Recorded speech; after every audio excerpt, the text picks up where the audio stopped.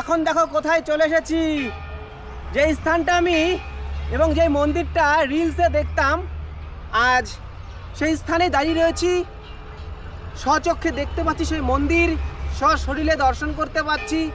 আর সেই বয়ে যাওয়া অলকনন্দা নদীতে এখন আমি রয়েছি, এখানে স্নান করব।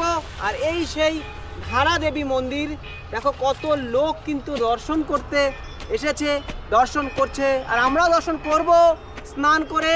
আর চলে এসেছি অলকনন্দা নদীতে, সেখানে স্নান করব।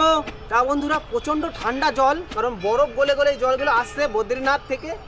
তো স্নান করেই সেখানে যাব। তো পাটা মনে হচ্ছে পুরো বরফ হয়ে যাচ্ছে, এরকম লাগছে। তো অনেক লোক স্নান করছে। তো বন্ধুরা, এখানে আসতে পেরেছি, এটা হয়তো আমার সৌভাগ্য। আমি জানি না আগের জন্মে কোনো কর্ম ছিল, তো কোনোদিন ভাবতেই পারিনি সাইকেল নিয়ে এইসব স্থান আমি দর্শন করতে পারবো। প্রথমে তোমার মাতা পিতাকে অসংখ্য ধন্যবাদ, প্রণাম, কারণ তারা না থাকলে হয়তো আর আমি এইসব স্থান দর্শন করতে পারতাম না সশরীরে স্বচক্ষে। তার সঙ্গে সঙ্গে তোমাদের অসংখ্য ধন্যবাদ, তোমরাও আমার এই বিরাট বড় যাত্রায় সঙ্গ দিয়েছো। রাম রাম কৃষ্ণ রাম হর হর মহাদেব লিখে আমার পাশে ছিলে, আজও আছো, কালও আশা করি তোমরা সকলে থাকবে। তো বন্ধুরা, এই স্থানগুলো আমি যেহেতু দর্শন করছি, ভিডিওর মাধ্যমে তোমাদের দর্শন করাচ্ছি। তা বন্ধুরা, তোমরা ভালো থেকো, ভগবানের কাছে এটা আমি প্রার্থনা করবো, মাতা রানীর কাছে। তা বন্ধুরা, এখন আমি স্নান করে মাতাকে দর্শন করতে যাব।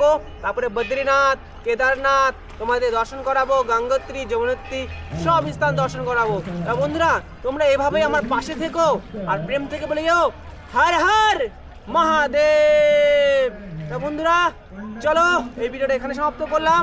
আর বন্ধুরা, যদি আমার এই রকম ধর্মীয় স্থানের ভিডিও তোমরা দেখতে পছন্দ করো, তাহলে একটু আমাকে সাবস্ক্রাইব বা ফলো করে নিও, এইটুকুনি তোমাদের কাছে আমি রিকোয়েস্ট করলাম। আর ভিডিওটা একটু শেয়ার করে দিও। ভালো থেকো বন্ধুরা, হর হর মহাদেব।